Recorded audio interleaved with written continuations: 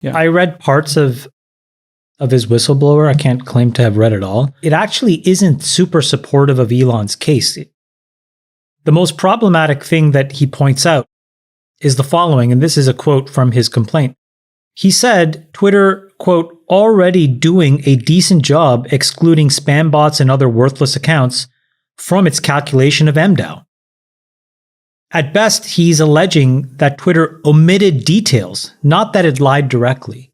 So if you kind of take that, I think what he's really pointing his sights on are, as you said, disclosures that have nothing to do with the spam issue, but have a lot to do with security. And that is something that typically in a public company board filters up through the audit committee, typically, that gets a readout, right, once a quarter from the right people who talk about, here's our cybersecurity threats and vulnerabilities. And then there is a readout from that committee chair to the board.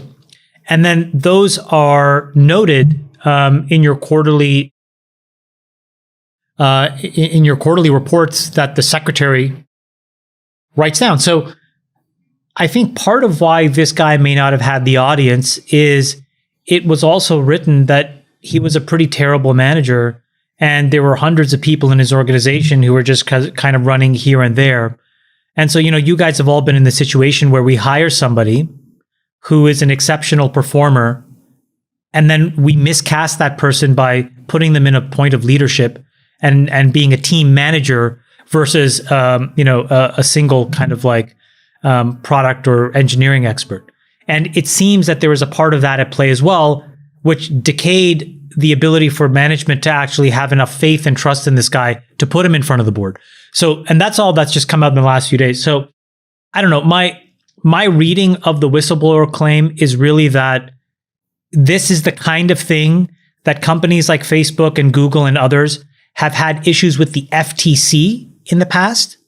They typically settle those claims, they pay a fine, snap, but those things take 3 to 5 years to play out. So I suspect that this body of content more leads to that outcome than is a smoking gun that really helps Elon. In fact, the fact that he's actually affirmatively stating that their calculation of MDAO is actually pretty decent actually hurts the claim that Elon is making.